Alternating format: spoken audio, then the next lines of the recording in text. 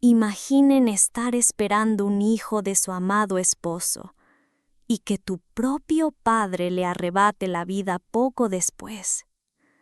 Aprendí de la peor manera que el amor, ese mismo que nos hace flotar, puede ser el comienzo de una caída sin fin.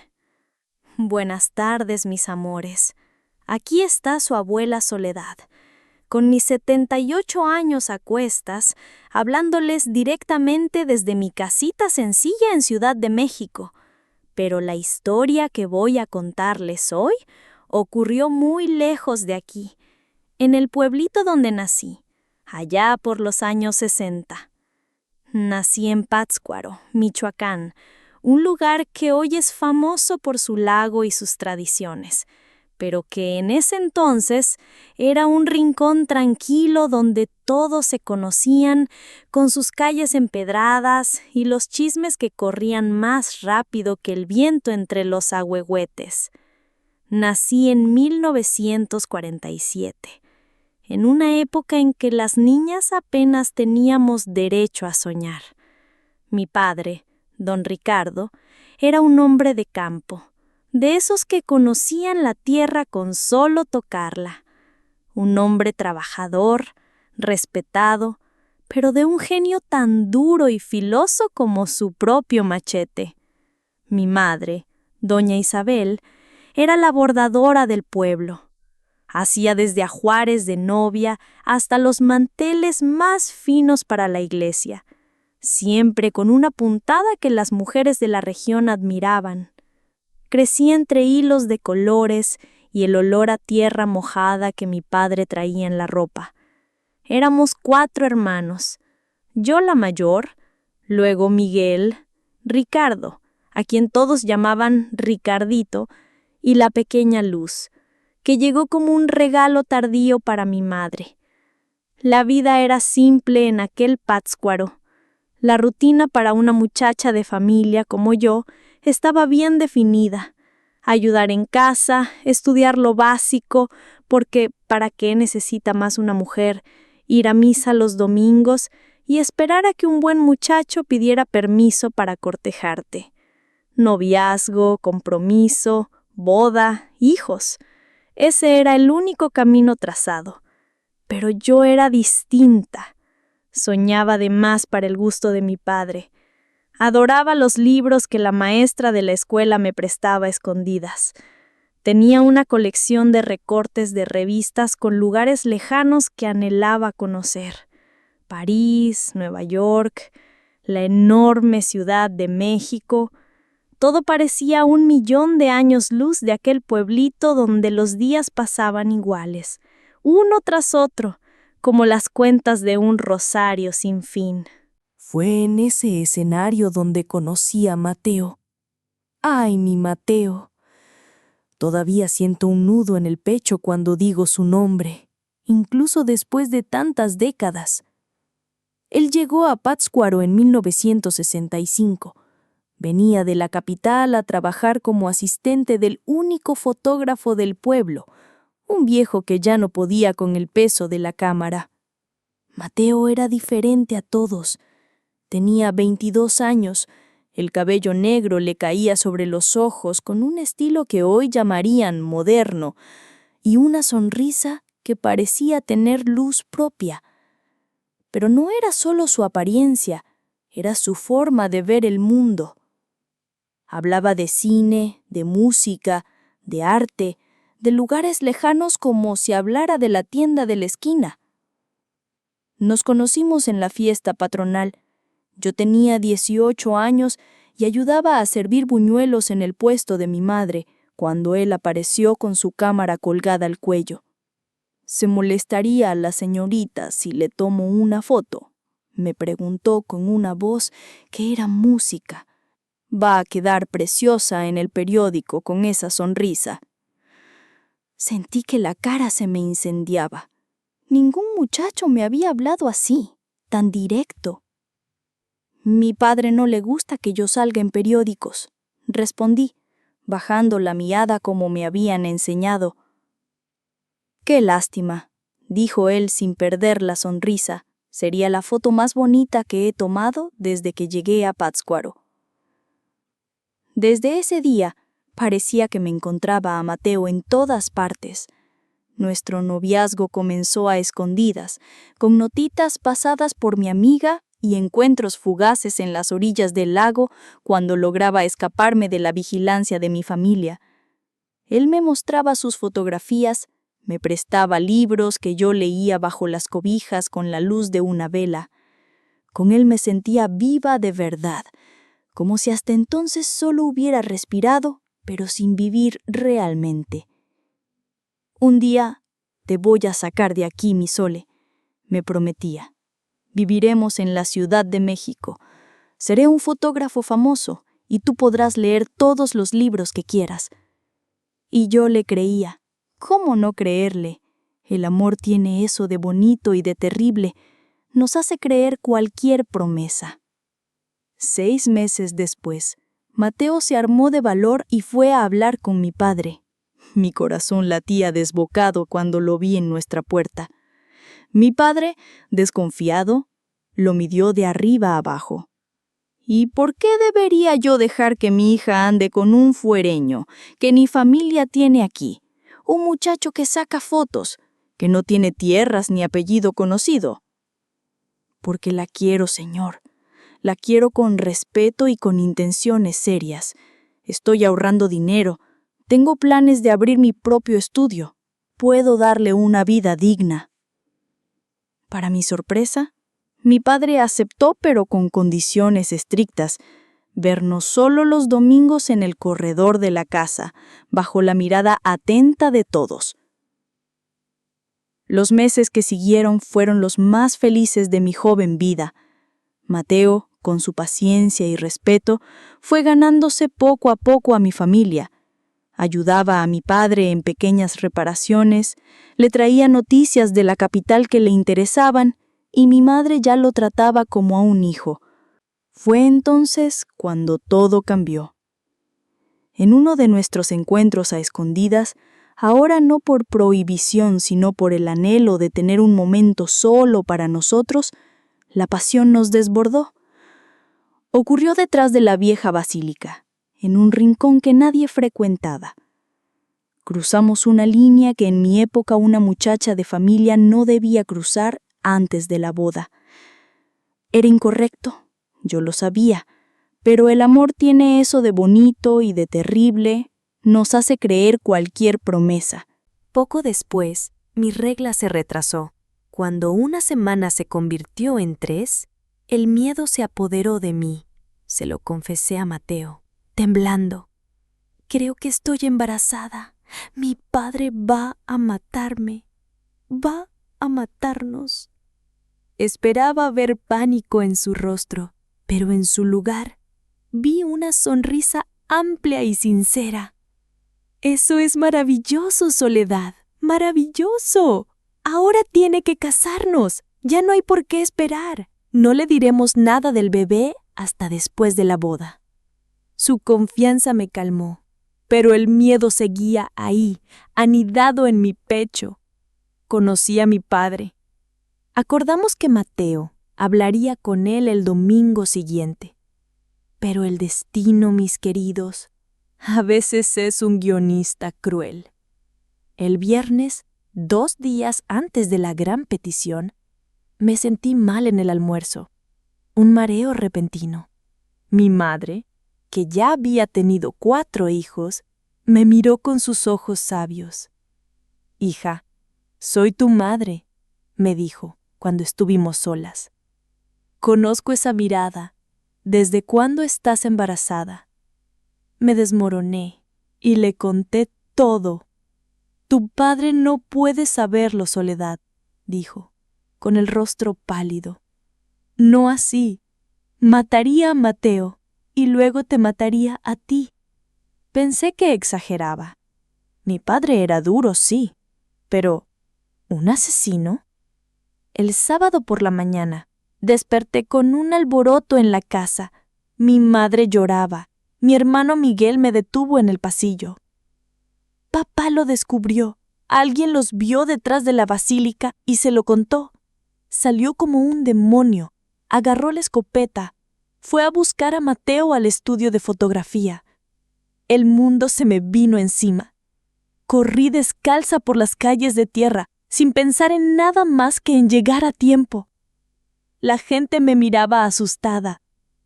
Cuando llegué a la plaza, ya había una pequeña multitud en la puerta del estudio. Empujé a la gente, desesperada, gritando su nombre. Pero era demasiado tarde. Demasiado tarde. Cuando entré, el tiempo se detuvo. Todo lo que existía era esa escena que quedaría grabada a fuego en mi memoria para siempre. Mateo estaba caído en el suelo, sobre una alfombra roja que el fotógrafo usaba para los retratos de las novias. Solo que ahora, la alfombra estaba más roja, empapada con la sangre de mi amor. Sus ojos, aquellos ojos que tanto me habían amado, estaban abiertos, vidriosos, mirando a la nada. Su cámara, su orgullo, rota a su lado. Mi padre estaba de pie junto al cuerpo. La escopeta aún humeaba en su mano. Su rostro, una máscara de rabia y una terrible especie de satisfacción. ¡Mateo!, grité, cayendo de rodillas en su sangre, tratando de tocar su rostro ya frío. «Aléjate de ese sinvergüenza», rugió mi padre, agarrándome del brazo con una fuerza que me dejó marcas. «Deshonró a nuestra familia, deshonró a ti». «¿Qué hiciste?», grité, debatiéndome. Poco después, mi regla se retrasó. Cuando una semana se convirtió en 3, el miedo se apoderó de mí. Se lo confesé a Mateo, temblando. «Creo que estoy embarazada. Mi padre va a matarme. Va a matarnos». Esperaba ver pánico en su rostro, pero en su lugar vi una sonrisa amplia y sincera. «Eso es maravilloso, Soledad, maravilloso. Ahora tiene que casarnos. Ya no hay por qué esperar. No le diremos nada del bebé hasta después de la boda». Su confianza me calmó, pero el miedo seguía ahí, anidado en mi pecho. Conocía a mi padre. Acordamos que Mateo hablaría con él el domingo siguiente, pero el destino, mis queridos, a veces es un guionista cruel. El viernes, 2 días antes de la gran petición, me sentí mal en el almuerzo, un mareo repentino. Mi madre, que ya había tenido 4 hijos, me miró con sus ojos sabios. «Hija, soy tu madre», me dijo cuando estuvimos solas. «Conozco esa mirada. ¿Desde cuándo estás embarazada?». Me desmoroné y le conté todo. «Tu padre no puede saberlo, Soledad», dijo con el rostro pálido. «No así. Mataría a Mateo y luego te mataría a ti». Pensé que exageraba. Mi padre era duro, sí, pero ¿un asesino? El sábado por la mañana desperté con un alboroto en la casa. Mi madre lloraba. Mi hermano Miguel me detuvo en el pasillo. «Papá lo descubrió. Alguien los vio detrás de la basílica y se lo contó. Salió como un demonio, agarró la escopeta, fue a buscar a Mateo al estudio de fotografía». El mundo se me vino encima. Corrí descalza por las calles de tierra, sin pensar en nada más que en llegar a tiempo. La gente me miraba asustada. Cuando llegué a la plaza, ya había una pequeña multitud en la puerta del estudio. Empujé a la gente desesperada, gritando su nombre. Pero era demasiado tarde, demasiado tarde. Cuando entré, el tiempo se detuvo. Todo lo que existía era esa escena que quedaría grabada a fuego en mi memoria para siempre. Mateo estaba caído en el suelo sobre una alfombra roja que el fotógrafo usaba para los retratos de las novias. Solo que ahora la alfombra estaba más roja, empapada con la sangre de mi amor. Sus ojos, aquellos ojos que tanto me habían amado, estaban abiertos, vidriosos, mirando a la nada. Su cámara, su orgullo, rota a su lado. Mi padre estaba de pie junto al cuerpo, la escopeta aún humeaba en su mano. Su rostro, una máscara de rabia y una terrible especie de satisfacción. ¡Mateo!, grité, cayendo de rodillas en su sangre, tratando de tocar su rostro ya frío. «¡Aléjate de ese sinvergüenza!», rugió mi padre, agarrándome del brazo con una fuerza que me dejó marcas. «Deshonró a nuestra familia, te deshonró a ti». «¿Qué hiciste?», grité, debatiéndome. «Lo mataste, mataste al hombre que amo, al padre de mi hijo». Las palabras se me escaparon sin control. El rostro de mi padre cambió de nuevo. Si antes había rabia, ahora había algo peor, un odio frío, calculador. «Hijo», repitió, la voz baja y peligrosa, «¿estás embarazada de este infeliz?». «Sí», grité, con las lágrimas corriendo. «Estoy embarazada de Mateo y nos íbamos a casar». No vi venir la bofetada. Me golpeó con tal fuerza que caí hacia atrás, casi sobre el cuerpo de Mateo. Mi boca se llenó de sangre. «¡Zorra!», escupió, y esa palabra dolió más que el golpe. «Ya no eres mi hija». Todo ocurrió muy rápido después. Llegó la policía. Se llevaron a mi padre, quien seguía gritando que había lavado la honra de la familia. Me quedé ahí, arrodillada junto a Mateo, hasta que alguien me cubrió y me sacó de ahí. Esa noche, mi madre entró en mi cuarto. «Hija, tienes que irte de aquí, Soledad. Ya no es seguro para ti. La gente va a señalarte, a maltratarte. Y tu padre, cuando salga de la cárcel...». Ambas sabíamos lo que ocurriría. Mi padre, humillado, no descansaría hasta resolver el otro problema, el embarazo. «Te mandaré a casa de tu tía Carmen en Morelia», dijo. «Ella te recibirá». Esa misma noche, con un atado de ropa y el poco dinero que mi madre había escondido, mi hermano Miguel me llevó a la terminal de autobuses. Era la última vez que vería a mi familia en mucho, mucho tiempo. En Morelia, mi tía Carmen, una mujer independiente que nunca se casó, me recibió sin preguntas, me dio un cuarto y me dejó llorar mi luto. El único consuelo era la vida que crecía dentro de mí. «Eres parte de él», susurraba, con la mano en el vientre. «Por ti voy a seguir adelante». Cuando estaba entrando en el 5º mes de embarazo, ya adaptándome a la nueva vida, el pasado vino a encontrarme de la manera más brutal. Era una tarde de miércoles. Estaba sola en la pequeña tienda de telas de mi tía cuando la campanilla de la puerta sonó. Levanté la vista y lo vi, mi padre. Estaba parado en la entrada, los ojos inyectados de sangre, fijos en mi barriga, ya visible bajo el vestido. «Vine a terminar el trabajo», dijo, con una calma terrible. «Vine a limpiar la vergüenza de nuestra familia de una vez por todas». Había salido de la cárcel. El comisario era su compadre.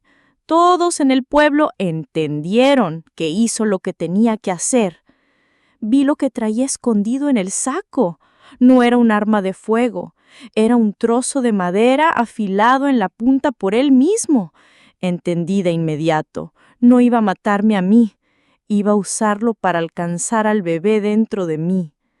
El pánico se apoderó de mí. Grité, arrojé rollos de tela, tijeras, cualquier cosa para mantenerlo lejos. Pero él era más fuerte. Me acorraló contra la pared. «Esto se acaba ahora», dijo, levantando la madera. Sentí el dolor agudo cuando el primer golpe impactó en mis costillas. Oí mi propio grito, luego otro y otro. Mi mente, misericordiamente, se desconectó, llevándome lejos de aquel dolor insoportable. Lo último que vi fue su rostro, transformado por una locura metódica, ejecutando lo que él consideraba justicia. Después la nada, un abismo negro y silencioso. Desperté en un hospital conectada a tubos. Lo primero que sentí, antes incluso de abrir los ojos, fue el vacío, un vacío terrible en mi vientre. Mis manos buscaron la protuberancia que había sido mi ancla, mi esperanza. Pero donde antes había vida, ahora solo había vendas, dolor y una ausencia que pesaba más que cualquier presencia. Mi madre estaba a mi lado. Parecía haber envejecido 20 años. ¿Mi bebé?, pregunté, y vi en sus ojos la respuesta que mi alma se negaba a aceptar. Se me heló el corazón. Había perdido a Mateo, nuestro futuro y ahora el último pedazo de él que me quedaba. Nuestro hijo. ¿Y él?, pregunté, incapaz de decir la palabra padre. Está muerto, susurró mi madre. El padre de Mateo, don Manuel, vino de la capital para el entierro. Quería conocer a la muchacha que su hijo amaba. Oyó tus gritos desde la calle. Entró a la tienda y vio lo que tu padre te estaba haciendo. Don Manuel le disparó, una sola vez. Luego llamó a la ambulancia para ti. La justicia, tan torcida. El sistema que liberó a mi padre por un crimen de honor, ahora protegía al hombre que lo mató para salvarme, llamándolo legítima defensa de terceros. Los médicos me dieron otra noticia devastadora. Además de perder al bebé, los daños habían sido tan extensos que tuvieron que remover gran parte de mi útero. Nunca más podría tener hijos. Tenía 19 años y cargaba una sentencia perpetua. Ya no podía volver a Pátzcuaro. Tampoco podía quedarme en Morelia, en el lugar de la tragedia. Mi madre, a través de una prima lejana, me consiguió un contacto en la Ciudad de México. La gran ciudad, el hormiguero humano donde nadie conocería mi historia, donde podría perderme y ser un rostro anónimo. Antes de irme, don Manuel, el padre de Mateo, pidió verme. Me entregó un fajo de cartas que Mateo le había escrito sobre mí y un sobre con las últimas fotografías que había tomado. Había varias fotos mías que yo no sabía que existían. La última me robó el aliento. Era yo, de perfil, con una mano sobre mi vientre que apenas comenzaba a notarse, mi rostro iluminado por el sol poniente. Al reverso, con la letra de Mateo, una única frase: mis dos vidas en una sola imagen. Llegué a Ciudad de México con 19 años, el cuerpo adolorido y el corazón en pedazos. Era 1966. La ciudad me tragó. Los primeros años fueron una bruma gris de soledad y dolor crónico. Trabajé en una fábrica de ropa, cosiendo sin parar por un sueldo miserable. Las cicatrices de mi cuerpo y de mi alma no sanaban. Enfermé gravemente. Una infección pélvica crónica, secuela del ataque. Perdí el trabajo, el cuarto donde vivía. A los 20 años me sentía como una anciana, esperando el fin. Y entonces, en el fondo del abismo, cuando ya no esperaba nada, apareció una luz. La doctora que me trató en mi peor crisis me dijo: encuentra algo por lo que vivir, más allá del dolor, un pasatiempo, un animal, lo que sea. O la próxima vez que nos veamos será en la morgue. conseguí un trabajo en una panadería. El dueño, un español de buen corazón, me dio un cuartito para dormir. Y fue allí donde conocí a doña Elvira, una cliente habitual, una mujer mayor con ojos amables. No sé por qué, pero un día le conté mi historia. No me tuvo lástima, simplemente me escuchó. Ven a cenar a mi casa hoy. Mi esposo está de viaje y tengo demasiada sopa para mí sola. Esa simple invitación fue el inicio de mi resurrección. Doña Elvira me regaló un libro de poesía, me enseñó a bordar encajes, me trató como una persona, no como una tragedia. Me recordó que la belleza aún existía. En 1969, me consiguió una oportunidad en el taller de alta costura de una amiga suya, Madame Giselle, en la colonia Roma. «No me interesa tu pasado, niña», me dijo Madame Giselle, una mujer elegante y directa. «Me interesa tu futuro. Y si trabajas como lo estás haciendo ahora, tendrás un lugar aquí por el tiempo que quieras». Y así comenzó un nuevo capítulo. El taller se convirtió en mi refugio. Entre sedas y tules encontré un propósito. Mis manos que tanto habían sostenido dolor, ahora creaban belleza. No era felicidad, no. Esa palabra ya no existía en mi vocabulario, pero era paz. Con los años me convertí en socia de Madame Giselle. Pude alquilar mi propio apartamento. Comencé a reconectar con mis hermanos por carta. La vida seguía, no borrando el pasado, sino enseñándome a cargar con él sin que me destruyera. En 1983, mi madre estaba muriendo.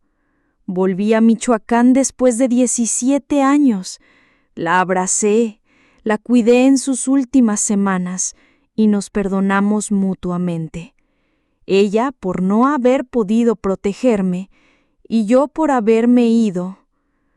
Antes de regresar, fui por primera vez al cementerio en Morelia. Encontré la lápida simple. Mateo Ramírez, 1943 a 1966. Amado hijo. Me arrodillé sobre esa piedra fría y por primera vez en casi 2 décadas hablé con él. Le pedí perdón por haber sobrevivido y en el silencio de aquel lugar sentí que un nudo, el más apretado de todos, se aflojaba un poco dentro de mí. Y aquí estoy ahora, con 78 años. El taller sigue funcionando, dirigido por una aprendiz que se volvió casi una hija para mí. Las cicatrices nunca se cerraron del todo. En noches de tormenta todavía siento dolores fantasma. Todavía saco las fotografías de Mateo. Todavía hablo con él en susurros. Pero he aprendido que es posible vivir cargando el dolor, que las cicatrices, por profundas que sean, son también medallas de supervivencia, que incluso un corazón roto puede seguir latiendo y encontrar pequeños momentos de paz. No fue la vida que soñé en Pátzcuaro. Fue una vida marcada por la ausencia, pero también fue una vida de pequeñas victorias, de belleza creada con mis propias manos, de conexiones que me recordaron que aún formaba parte de este mundo. Y si algo aprendí, mis queridos, es que no existe dolor tan grande que no se pueda cargar un día más, que incluso en la noche más oscura, el sol eventualmente vuelve a salir. Y nuestras cicatrices son el mapa de nuestro viaje, un testimonio no solo de nuestro sufrimiento, sino de nuestra increíble capacidad para seguir adelante. Gracias por escuchar a esta vieja. Si mi historia ha tocado su corazón, sepan que no están solos en sus batallas. Al compartirla, quizás podamos darle a alguien más la fuerza para continuar su propio viaje. Que la vida los bendiga, mis amores. Amén.